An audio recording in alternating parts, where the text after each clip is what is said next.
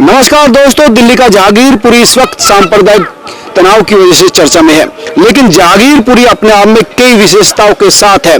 जहां मैं खड़ा हूं, ये एक झुग्गी झोपड़ी से घिरा हुआ इलाका है। यहाँ पर चारों तरफ आप देख सकते हैं कूड़े के बड़े बड़े अंबार आपको देखने को मिलेंगे। तमाम तरह का कूड़ा यहाँ पर आता है, फिर इनको सेग्रीगेट किया जाता है। आप देख सकते हैं दूर तक बड़े बड़े कूड़े के यहाँ पर बैग आपको दिखाई देंगे और सेग्रीगेट करते हुए महिलाएं दिखाई देंगी तमाम।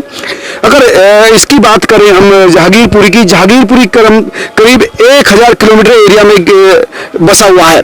अगर जहांगीरपुरी की बात करें तो 1975 में, यानी आज से 47 साल पीछे आपको जाना पड़ेगा जहांगीरपुरी का इतिहास जानने के लिए। दिल्ली की जहांगीरपुरी में अतिक्रमण हटाने के लिए बुलडोजर चला, जिस पर कई लोग सवाल कर रहे हैं, लेकिन सच्चाई ये है कि जहांगीरपुरी में हर तरफ अतिक्रमण, गंदगी और अवैध कब्जे हैं।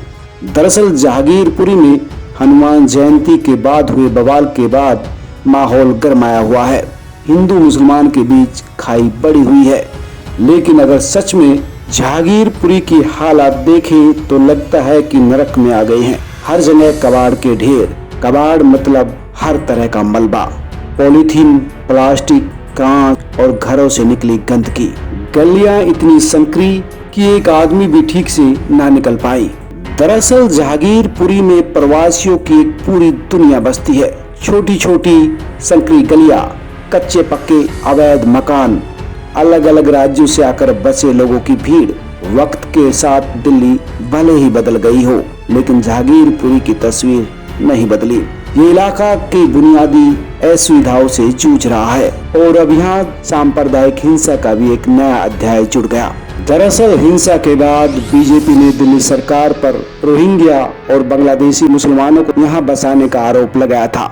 दरअसल यहाँ लोगों से बात करें तो यहाँ पर बंगाली टोन साफ झलकती है, क्योंकि यहाँ बड़ी संख्या में बंगाली लोग बसते हैं, जिसमें हिंदू भी हैं और मुसलमान भी, लेकिन बड़ी तादाद मुस्लिम समुदाय की है। लेकिन एक बात ये भी देखने को मिली कि जब मुसलमानों से पूछे तो वो हिंदुओं को बांग्लादेशी बताते हैं और हिंदुओं से पूछे तो वो मुसलमानों को बांग्लादेशी बताते हैं।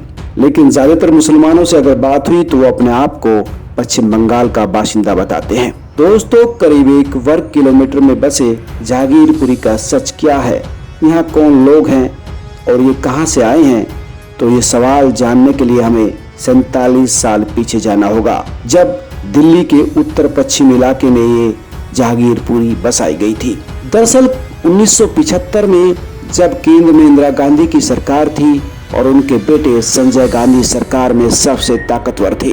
दिल्ली के इतिहास पर सालों से लिखने वाले विवेक शुक्ला बताते हैं कि उन दिनों संजय गांधी की अगुवाई में दिल्ली को सजाने और संवारने की मुहिम शुरू हुई थी और इस कोशिश में दिल्ली के मुख्य इलाकों से झुग्गी झोपड़ियों को हटाना शुरू कर दिया था, जैसे मिंटो रोड, थॉमसन रोड, मंदिर मार्ग, गोल मार्केट, चाणक्यपुरी और ताज होटल के आसपास सैकड़ों झुग्गियां होती थी।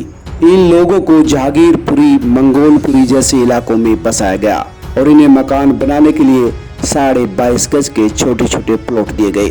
दरअसल जिन लोगों को जहांगीरपुरी में जगह दी गई वो उत्तर प्रदेश, बिहार, राजस्थान और पश्चिम बंगाल के रहने वाले थे। ये लोग छोटे मोटे रोजगार करते थे, मजदूरी करते थे और झुग्गी झोपड़ियों में अस्थायी रूप से रहते थे। सरकार की इन लोगों पर नजर गई तो इन्हें नए सिरे से नई जगह पर बसाने की शुरुआत हुई और इस योजना के तहत दिल्ली में कई नई कॉलोनियां बनी। इन कॉलोनियों की बसावट के दौरान सरकार ने जिसे जहाँ जगह दी वो वहीं बस गए। इस वजह से कॉलोनी में अलग अलग धर्म, जाति और राज्य के लोग बसते चले गए।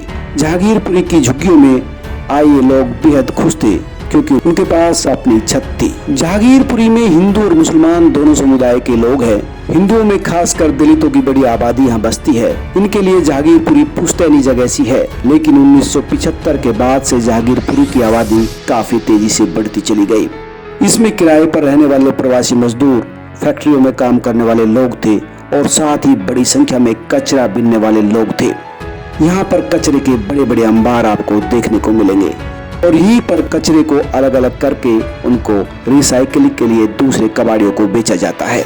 जहांगीरपुरी में जिन लोगों के पास पैसा था उन्होंने 22.5 गज की जमीन पर ही 4-4 मंजिला मकान बना लिया। यहाँ तक कि जहांगीरपुरी के अंदर ही कई मोहल्ले और रेजिमेंट वेलफेयर एसोसिएशन तक बन गए। जहांगीरपुरी में चारों तरफ झुग्गी झोपड़ी बसी है। शुरुआत में ज्यादातर वाल्मीकि समाज के लोगों को यहाँ जमीन दी गई थी। जब वो बेच कर जाने लगे तो उत्तर प्रदेश और बिहार के लोग यहाँ आकर बसने लगे। बांग्लादेशी मुस्लिम यहाँ कूड़ा बीनने आते थे। धीरे धीरे उन्होंने यहाँ झुग्गी डालना शुरू कर दिया और मकान खरीदना शुरू कर दिया और इसलिए यहाँ बड़ी तादाद में बांग्लादेशी मुस्लिमों की तादाद बढ़ गई। हालांकि कई मुस्लिम कहते हैं कि ऐसा नहीं है। यहाँ जो मुस्लिम परिवार रह रहे हैं वो ज्यादातर पश्चिम बंगाल के अलग अलग इलाकों से आए हैं। यहाँ बांग्लादेशी और रोहिंग्या मुसलमान नहीं हैं तो बहुत कम। इतिहासकार विवेक शुक्ला भी मानते हैं कि जहांगीरपुरी में रहने वाले मुसलमान उत्तर भारत के नहीं हैं। यहाँ के मुसलमान बांग्ला भाषा बोलते हैं और ये साफ तौर पर नहीं कहा जा सकता कि वो पश्चिम बंगाल के हैं या बांग्लादेश के हैं, क्योंकि वहाँ की भी भाषा बांग्ला ही है। जहांगीरपुरी के दलितों की बात करें तो यहाँ बड़ी संख्या में वो लोग हैं जो गुजरात से आए थे और घर घर जाकर कपड़े और बर्तन बेचने का काम करते हैं। इसके अलावा बड़ी संख्या में लोग आजादपुर मंडी में फल सब्जी बेचने के रोजगार और छोटी छोटी फैक्ट्रियों में काम करने के रोजगार से जुड़े हैं। पिछले 4 दशकों से जहांगीरपुरी में हिंदू मुसलमान साथ रहते आए हैं। ऐसा पहली बार हुआ कि हिंदू और मुसलमान के बीच यहाँ इस तरह का तनाव पैदा हुआ हो। यहाँ पर आबादी का घनत्व बहुत ज्यादा है। करीब 7 लाख लोग यहाँ पर रहते हैं। यहाँ के घरों को देखकर आप अंदाजा लगा सकते हैं कि किस तरह से यहाँ पर घरों को अतिक्रमण कर बनाया गया है। यहाँ पर 13 ब्लॉक हैं और हर ब्लॉक में 14 गलियां हैं और हर गली में करीब 100 मकान हैं। जहांगीरपुरी का इलाका दिल्ली की 3 विधानसभा क्षेत्रों में बटा है, आदर्श नगर, बादली और बुराड़ी। वहीं एक सच ये भी है कि जहांगीरपुरी में एक तरफ जहाँ ज्यादातर लोग रोजी रोटी की जद्दोजहद में फंसे हैं, वहीं दूसरी तरफ ये इलाका छोटे बड़े अपराधियों का ठिकाना भी बनता जा रहा है।